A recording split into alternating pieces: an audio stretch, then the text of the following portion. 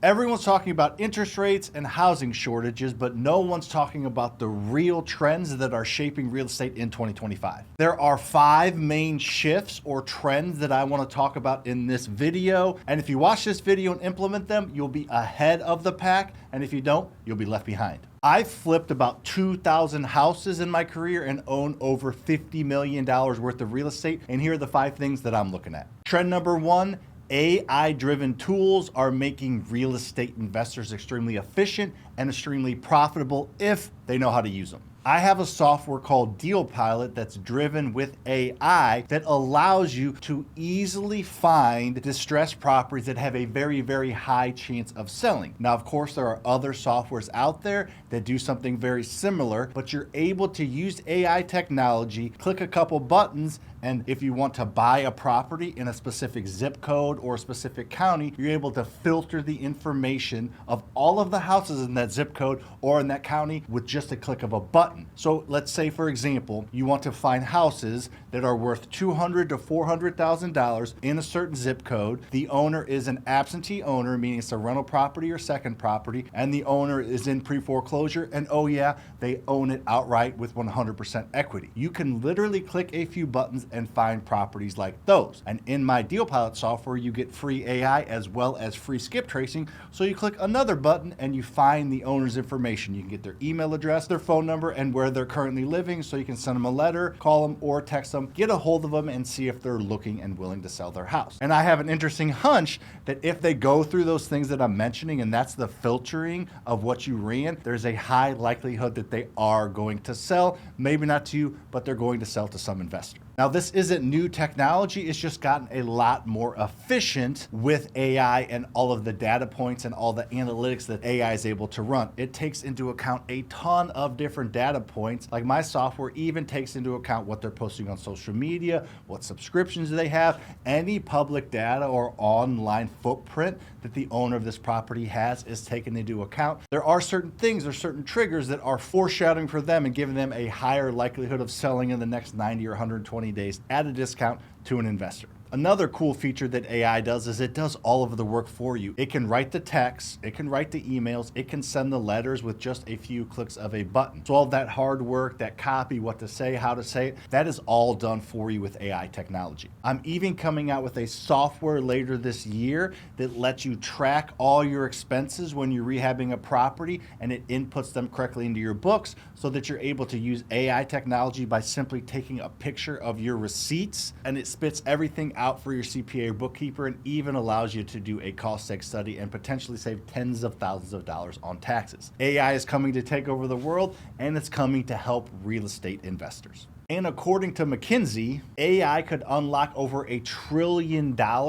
in annual value across industries with lead gen and AI underwriting. It's no longer the hardest working investor that wins.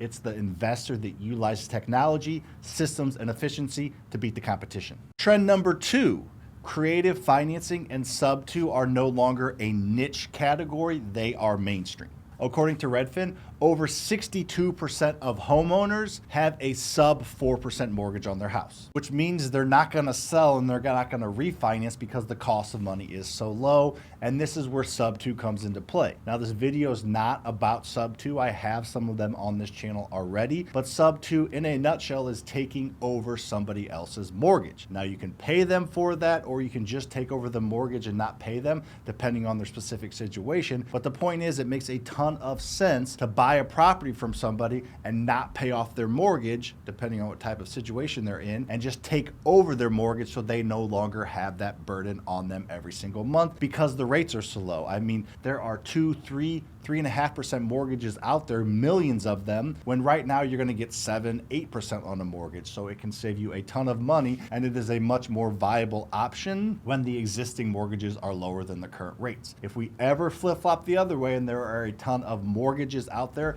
at higher rates and the current ones you can get are lower, then sub 2 won't be as appealing. But right now, It's pretty dang mainstream, and my buddy Pace Morby has really helped a lot of investors understand how to do this. One of the cool things about creative financing and Sub 2 is you don't have to go to a bank, so you don't need any credit to make things happen. Now, not every situation or every investment deal that you're going to look at is a good Sub 2 or creative financing candidate. However, there are certain properties that make a ton of sense to do this, and if the situation's right for you and the seller, you're not going to get your credit check ran, you're not going to get income ran, you don't even have to go to the bank. It is all done off the table legally though, however, so you don't have to go the traditional financing routes, which is appealing to a lot of people that maybe don't have the best credit score or have the most income that's needed to back a traditional loan. Number 3, and probably my favorite trend, is kind of bucking what a lot of people are talking about, is the BRRRR method is dead. The BRRRR method is not dead, it's just different and it's smarter.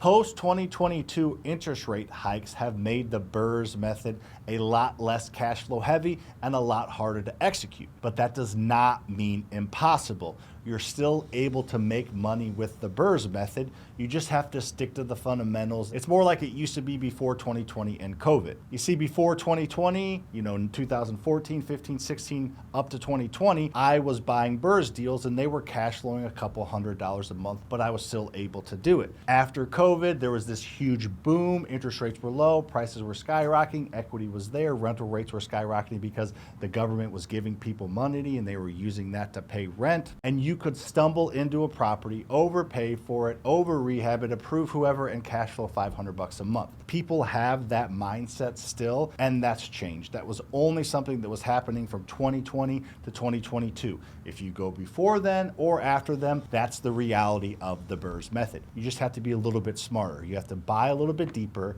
You have to have multiple financing options on your refinance. You can maybe do a 30-year mortgage instead of a 25-year mortgage, and maximize every single step by sticking to the fundamentals and have the mindset that you're only going to cash flow $200 to $250 a month. However, if you're doing the BRRRR method, you need to understand it's a long-term game. Wealthy people think in decades, not in days. So if you plan to be wealthy, you have to start to understand this and see the other benefits of owning a single-family rentals. Like the property goes up in value over time. Like the debt is getting paid down by the tenant. Like you get some cash flow every single month, and you get potentially tens of thousands of dollars every single year in tax savings that you can write off your personal W-2 income just by owning rental properties. Understand that the BRRRR method is one of the fastest ways possible to create net worth and to create equity. It's not one of the fastest ways possible to get cash flow. There will be cash flow, just not as much as the last couple of years, but this is going to be a trend going forward. Don't give up on the BRRRR method, just be more conservative at every single step, get creative with your financing options at every single step, and be okay with a couple $100 a month cash flow. If you do that and are stacking BRRRR deals today like I am,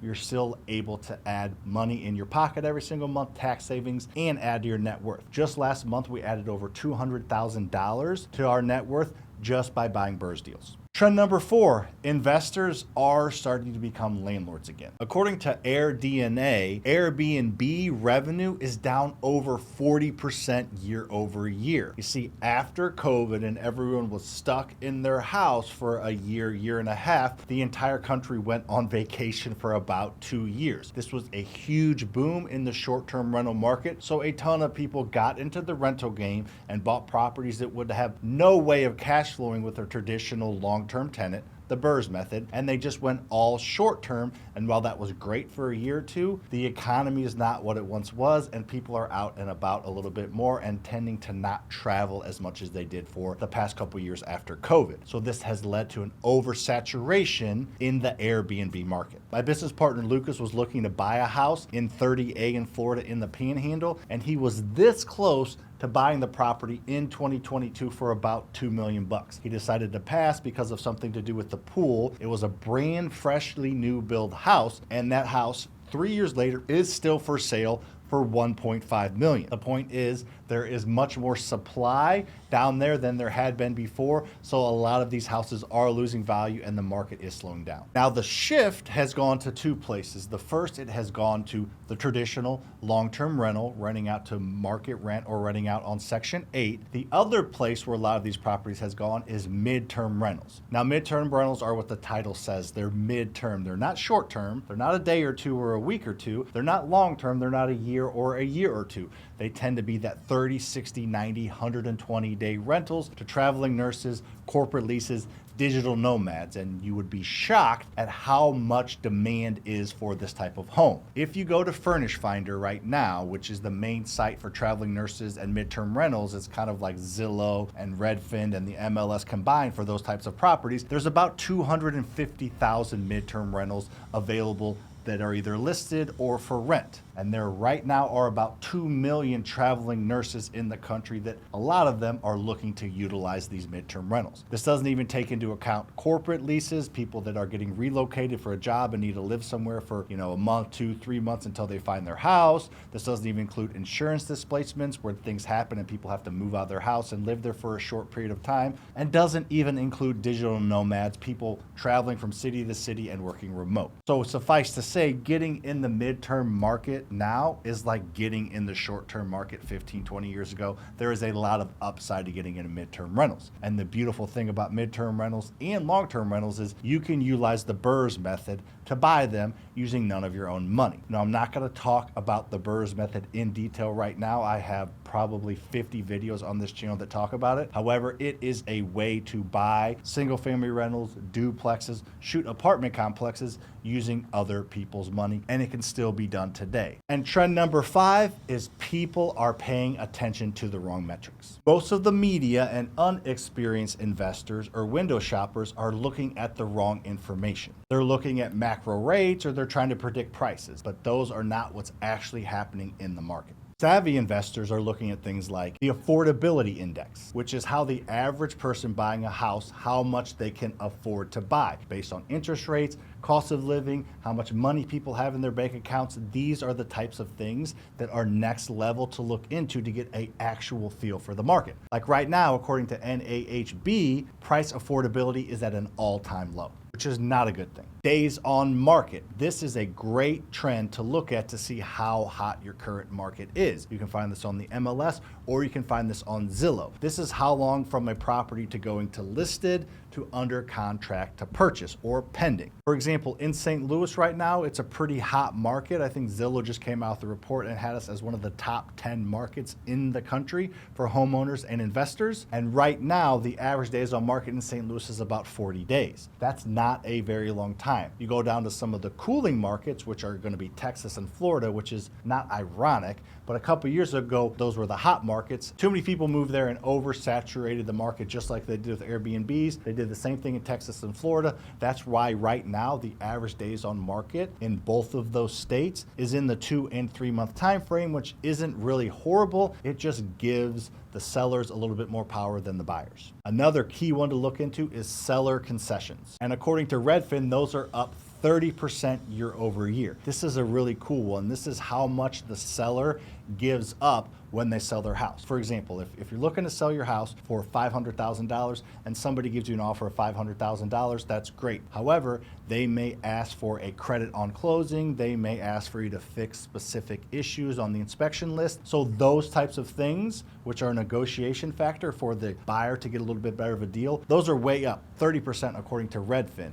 When the market's really, really hot and people are begging to buy your house, they're going to write you a letter, send you a picture of their family, and they're going to say no inspections, no contingencies, we're buying exactly as it is. That's what it was like for a few years. Now it's starting to go back to, yeah, we'll buy your house, but you need to give us a credit and you need to do that, and you're going to do it because you don't have 4 other offers. So that is a cool thing to look into. And lastly, something that I learned a few years ago, which I think is a huge way to see where the population's moving, is to look at where U-Haul is moving all of their vehicles. I remember this specifically about 7 years ago. I was talking to a gentleman in one of my masterminds, and he said, if you go to Orlando and look at all the U-Haul dealers in Orlando, they have so many U-Haul vehicles that they have to expand their parking lots or park them on the street because everybody's taking a U-Haul from the Northeast, moving down and then moving their family in and then parking the U-Haul in Orlando and where people are moving to. Go up in the Northeast, the parking lots are empty at the U-Haul dealers. That's a way to look at where the population is moving because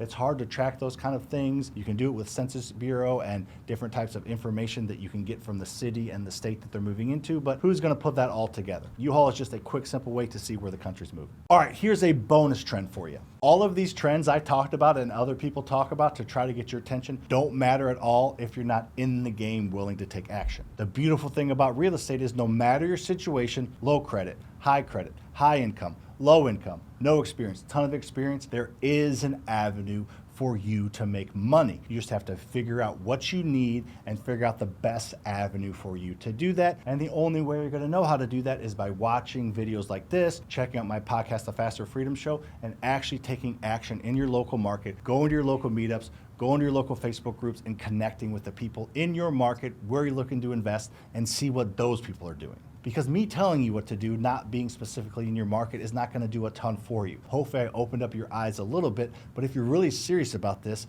you need to go and actually take action and learn on the fly. I have a ton of resources that help you do that. Check out the description of this video for some free training, some other things that can help you confidently take action, but you still have to take action. All right, that was pretty quick. Hopefully you learned something in this video. If you did, make sure to hit the like button and subscribe, and check out this video over here where I break down that Burr's method in a little bit more detail so you can understand how to buy rental properties using other people's money. See you on the next one.